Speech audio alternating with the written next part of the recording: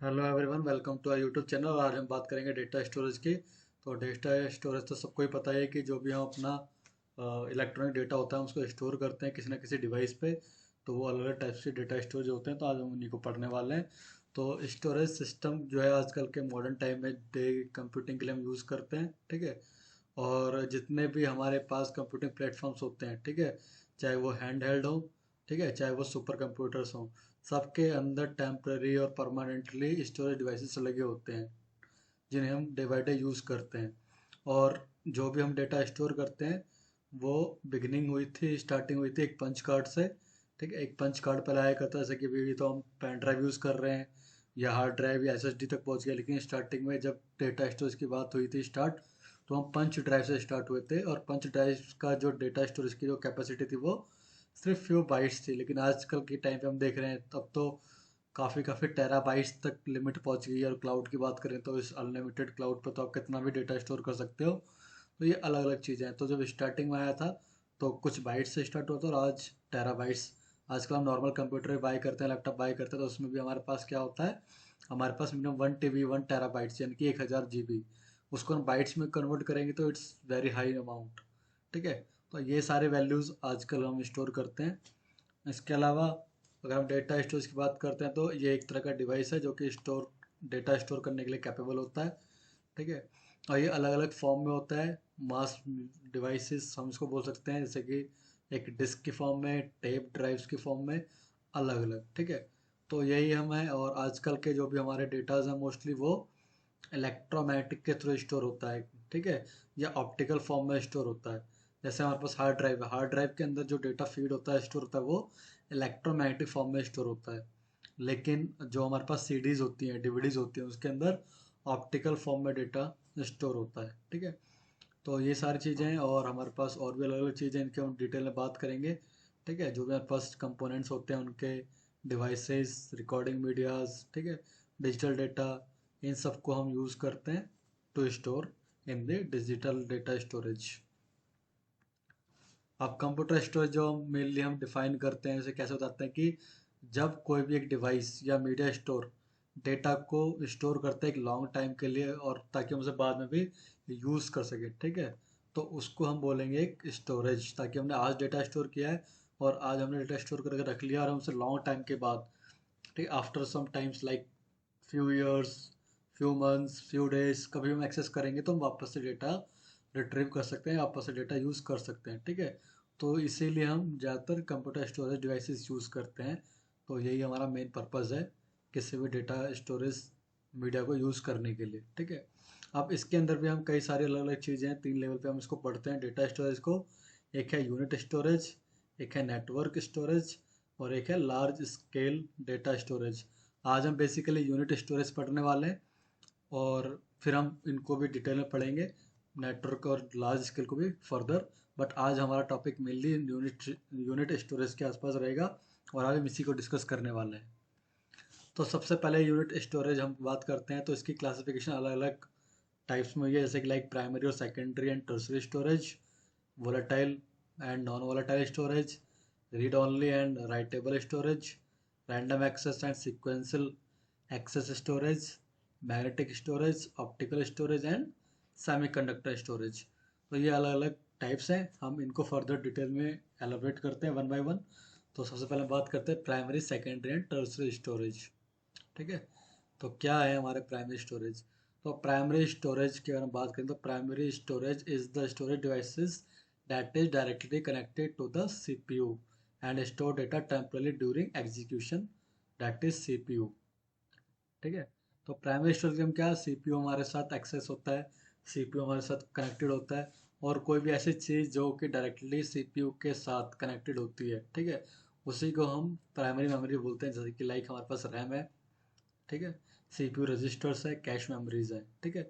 ये हमारे पास एक मेमोरी हायरार्की होती है जिसमें के अंदर में रैम, रोम, सेकेंडरी हार्ड ड्राइव में आपके डेटा स्टोरेज के लिए एसएसडी हार्ड ड्राइव, ये सब आते हैं। तो जो हम प्राइमरी की बात करते हैं, प्राइमरी हमारे पास रैम आती है, सीपीयू रजिस्टर्स आते हैं, और कैश मेमोरी आती है जो कि डायरेक्टली सीपीयू के साथ कनेक्टेड होती है, ठीक है, डायरेक्टली हमारे सीपीयू के साथ कनेक्टेड होती है ये मेमोरी। प्राइमरी स्टोरेज डिवाइसेस जो होते हैं कंपैरेटिवली फास्टर होते हैं other than the secondary and tertiary, क्योंकि रैम जो है हमारे पास बहुत जल्दी डेटा को एक्सेस करता है और बहुत जल्दी प्रोसेस करता है। बेसिकली ये हमारे जितने भी ऑपरेशंस होते हैं उनको प्रोसेस करने के लिए उनकी इंफॉर्मेशन को टेम्परली स्टोर करता है, ठीक है। तो इसलिए बहुत फास्ट होता है।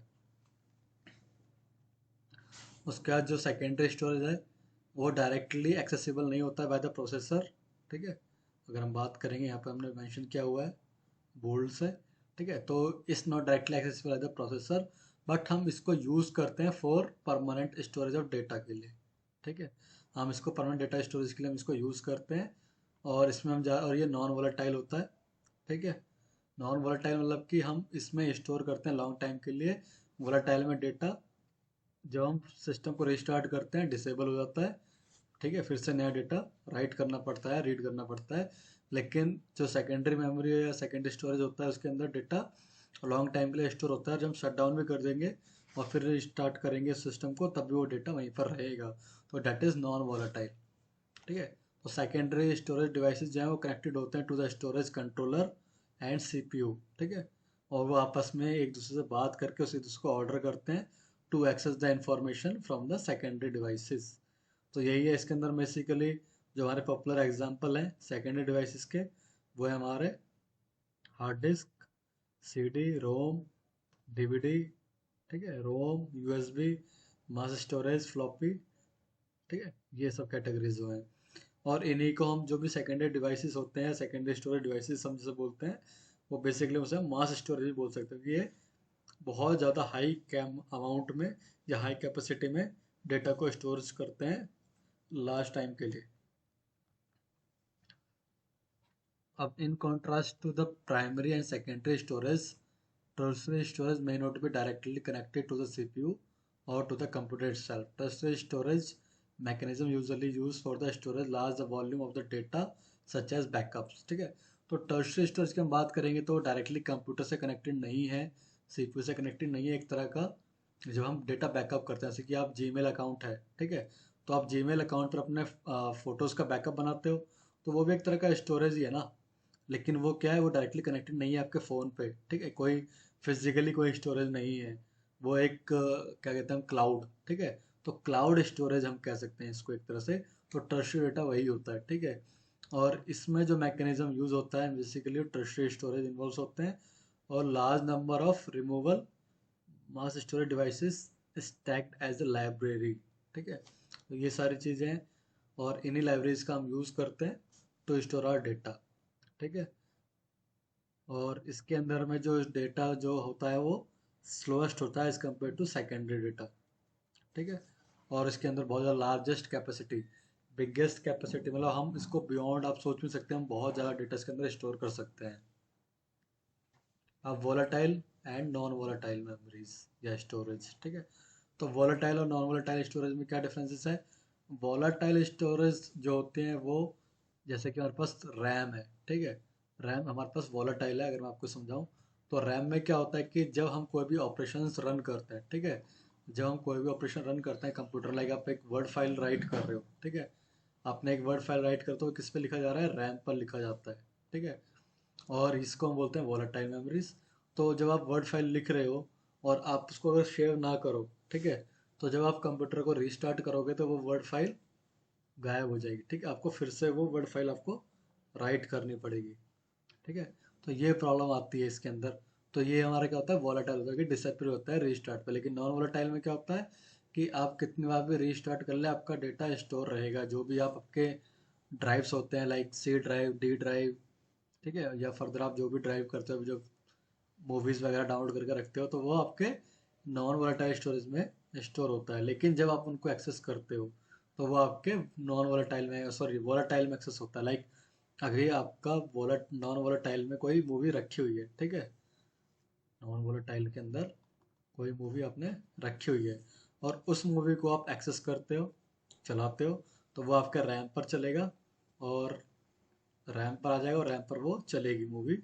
और जब वो मूवी चलेगी तो वो आपके वोलाटाइल मेमोरी पे चलती है, ठीक है, रैम पर। और जैसे ही आप अगर मान लो अगर आप उस मूवी को कट ना कराओ, डायरेक्टली उसको आप रीस्टार्ट कर दो अपने पीसी को या अपने लैपटॉप्स को, तो वो क्या होगा, वो आपको फिर से चलानी पड़ेगी। ठीक है, ओके, मूवी आपकी स्टोरेज पे थी, स्टोर थी नॉन वोलेटाइल में, लेकिन जो प्रोसेसिंग थी वो किस पे थी, वोलेटाइल पर। तो ये है non volatile versus volatile storage. अब नॉन वोलेटाइल स्टोरेज में कौन कौन से आते हैं, क्या चीज़ें आती हैं, और वोलेटाइल में कौन कौन से आते हैं। तो नॉन वोलेटाइल डिवाइसेस जो होते हैं वो लॉन्ग टर्म परमानेंट स्टोरेज को स्टोर करने के लिए जो होते हैं, जैसे कि hard disk, C D ROM, floppy disk, flash, ROM. ठीक है, ये सारे चीज़ें हमारे नॉन वोलेटाइल्स में आते हैं। ठीक है, और वोलेटाइल के अंदर में आपके रैम वगैरह आते हैं। ठीक है, रैम। अब नॉन वोलेटाइल स्टोरेज डिवाइसेस जो होते हैं वो स्लोअर होते हैं as compare to volatile storage. ठीक है, बहुत बार यही चीज़ पूछी जाती है कि विच वन इज स्लोअर। तो ये चीज़ आप थोड़ा ध्यान रखना। अब read only and writable storage.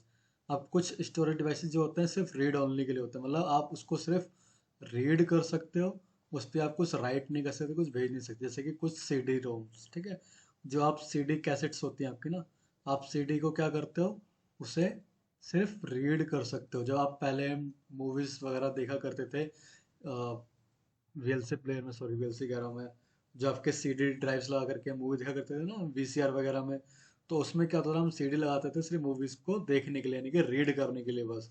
ठीक है, लेकिन हम उस पर राइट नहीं कर सकते हैं। तो ये चीज़ है, तो ऐसे चीज़ है जिन्हें हम रीड कर सकते हैं, जैसे कि रैम पे हम जो भी काम करते हैं सिर्फ रीड करता है, सॉरी रोम पर जो हम काम करते हैं वो रीड करता है, यानी कि रोम रीड ओनली मेमोरी हम उसको बोलते हैं। तो इसके अंदर में क्या होता है कि हमारे पास जो रोम मेमोरी होती है उसके अंदर कुछ प्रोग्राम इनबिल्ट होता है, जैसे कि आपके बूट सीक्वेंस, जब आप कंप्यूटर को स्टार्ट करते हो तो स्टार्ट के दौरान उस रोम के अंदर कुछ चीज़ें फीड होती हैं ड्यूरिंग द मैन्युफैक्चरर। ठीक है, जब आप मैन्युफैक्चरिंग करते हैं तो वो उसको अंदर कुछ इनबिल्ट कर देते हैं, और हम जब कंप्यूटर को स्टार्ट करते हैं तो वो उन्हीं सेट ऑफ रूल्स को फॉलो करता है, सिर्फ उनको रीड करता है। तो हम उसे राइट नहीं कर सकते, हम रोम को चेंज नहीं कर सकते हैं। ठीक है, तो वो चीज़ें भी है। ऐसे ही C D ROM, DVD, same फंडा है। ठीक है, तो ये सारी चीज़ें आप ध्यान रखना। उसके बाद यहाँ पर है हमारे पास राइट वंस रीड मल्टीपल। ठीक है, इसको हम वॉर्म बोलते हैं, यानी कि हमने एक बार राइट कर दिया, जैसे कि आजकल सी डी आर आ रहा है, हम ब्लैंक सी डी लेते हैं। ठीक है, उसको बर्न करते हैं, उसको बर्न करके उसमें डेटा स्टोर करते हैं, और वो हम डेटा बार बार रीड कर सकते हैं मल्टीपल टाइम्स, लेकिन हम राइट कितनी बार करेंगे, सिर्फ एक बार। तो ये चीज़ होती है राइट वंस रीड मल्टीपल। ठीक है, तो ये चीज़ें भी है इसके अंदर हमारे पास सी डी आर और डीवीडी आर।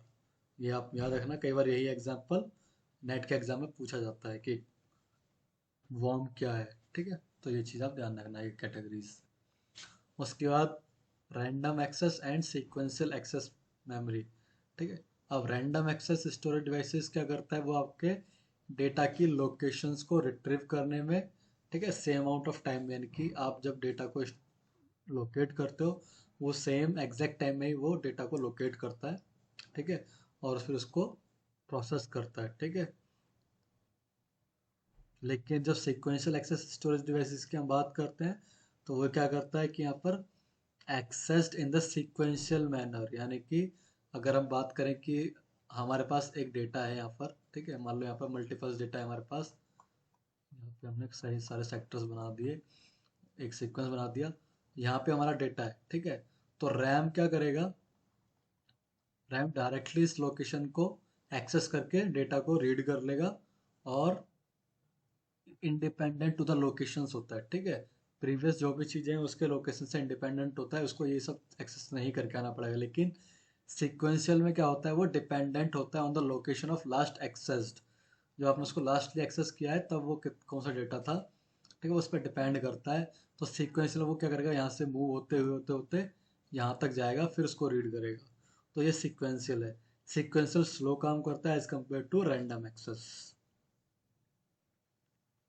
उसके बाद मैग्नेटिक स्टोरेज है। तो मैग्नेटिक स्टोरेज में आपके कौन से डिवाइसेस आते हैं, जो भी हमारी मैग्नेटिक डिस्क होती है, जो मैग्नेटिकली कोटेड सरफेस कंटेन करती है। ठीक है, जैसा कि हमारी हार्ड ड्राइव, हार्ड ड्राइव के अंदर क्या होता है हमारे पास, हार्ड डिस्क ड्राइव को हम बोलते हैं, उसके अंदर मैग्नेटिक डिस्क लगी होती है, यानी कि इस पर मैग्नेटिकली मैग्नेट कोटेड होता है उन डिस्क पर। ठीक है, तो वो हम यूज़ करते हैं, और ये नॉन वोलेटाइल डिवाइस की कैटेगरी में आता है। ठीक है, और ये मैग्नेटिक स्टोरेज डिवाइसेस जो है वो लॉन्ग टर्म डेटा को स्टोर करता है, ठीक है। जैसे कि हार्ड डिस्क है, ठीक है, हार्ड डिस्क है, फ्लॉपी डिस्क है, टेप ड्राइव्स हैं, ये सारे क्या हमारे मैग्नेटिक डिवाइस स्टोरेजेस है, ठीक है। और इसमें जो डेटा रिटर्न होता है वो magnetic media by the help of electromagnetic heads. जैसे कि आपके पास ये हार्ड ड्राइव है, यहाँ पे हमारे पास एक हेड होता है ना, तो सॉरी यहाँ पे एक हमारे पास आर्म होता है ना डेटा को रीड करने के लिए। तो इस आर्म का जो हेड होता है वो इलेक्ट्रोमैग्नेटिक हेड होता है, जिसकी वजह से डेटा रीड या राइट होता है किसी भी मैग्नेटिक डिस्क के ऊपर से। तो वही चीज़ है, ठीक है। उसके बाद through the magnetic storage medias can hold large amount of data. These are considered to be bulky and not usable for mobile applications. जो मैग्नेटिक स्टोरेज मीडियाज होते हैं वो लार्ज अमाउंट ऑफ डेटा को स्टोर करते हैं, और इनको बल्कि कंसिडर किया गया है, इसलिए हम इसको मोबाइल एप्लीकेशंस के लिए यूज़ नहीं करते हैं। हम मोबाइल फ़ोन्स में इसका यूज़ नहीं करते हैं, ठीक है। मोबाइल में हम चिप फॉर्म में यूज़ करते हैं डेटा स्टोरेज को, ना कि हम मैग्नेटिक फॉर्म में यूज़ करते हैं। But technologically is advanced to create a large capacity magnetic storage devices with small sizes। आपको कि टेक्नोलॉजी जो है बहुत एडवांस होती जा रही है, तो हमने उस जो पहले की हार्ड डिस्क क्या होती थी बहुत बड़े बड़े साइज़ की आया करती थी, ठीक है। जो हार्ड डिस्क होती थी वो बहुत लाइट साइज़ की आती थी, लेकिन आजकल जो आप हार्ड डिस्क देखोगे वो बहुत स्मॉल साइज़ की आने लग गई है, ठीक है। तो ये सब पॉसिबल हुआ है किसकी वजह से, जो हमने टेक्नोलॉजी एडवांस हुई है ना डे बाई डे, उसकी वजह से। तो ये इन सब चीज़ों का नतीजा है, ठीक है। तो ये सारी चीज़ें। उसके बाद optical storage. Optical storage devices जो है स्टोर करते हैं डेटा को पायरोकार्बोनेट डिस्क के फॉर्म में, ठीक है, in the form of pits and bumps. और डेटा जो रिकॉर्ड होता है वो डिस्क पे पॉइंटिंग मॉड्यूलेटेड लेजर बीम की मदद से होता है, ठीक है। यानी कि यहाँ पर हमारे पास अगर हम बात करेंगे, सॉरी, यहाँ पर अगर बात करेंगे, ये हमारा जो भी स्टोरेज है, ठीक है, इसको रीड करने के लिए हम क्या करते हैं, एक पॉइंटिंग मॉड्यूलेटेड लेजर बीम का हम यूज़ करते हैं, ठीक है।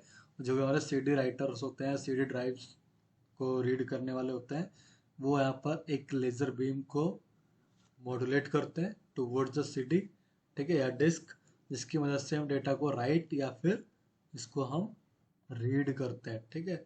बेसिकली इसमें क्या होता है, जो रिफ्लेक्टेड लाइट्स, अगर हमारे पास कोई भी एक, ये हमारे पास एक सीरीज है, ठीक है, तो ये एक सीरीज बनाता है 10 पिट्स की, ठीक है, जो कि लाइट को रिफ्लेक्ट नहीं करती है, लेकिन जो बम्प्स हैं वो लाइट को रिफ्लेक्ट करते हैं। यानी कि अगर मान लो हमारे पास ये है, तो एक ऐसे होगा, एक ऐसे होगा, नीचे बम्प होगा और यहाँ पे पिट्स होगी ऊपर की तरफ, ठीक है। तो एक सीक्वेंस बन जाता है लाइक दिस।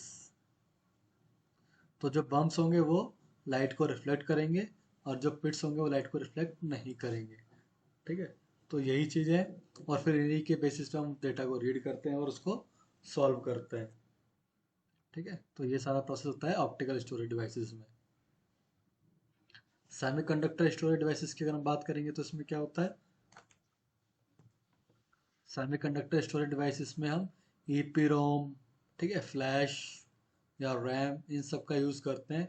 इसके अंदर हम इलेक्ट्रॉनिकली जो डेटा को है राइट या रीड करते हैं, ठीक है, बेसिकली यही है। तो इसके अंदर हमें स्मॉल ट्रांजिस्टर्स, कैपेसिटर्स देखने को मिलते हैं, ठीक है। इसको बनाने के लिए हम इसी का यूज़ करते हैं,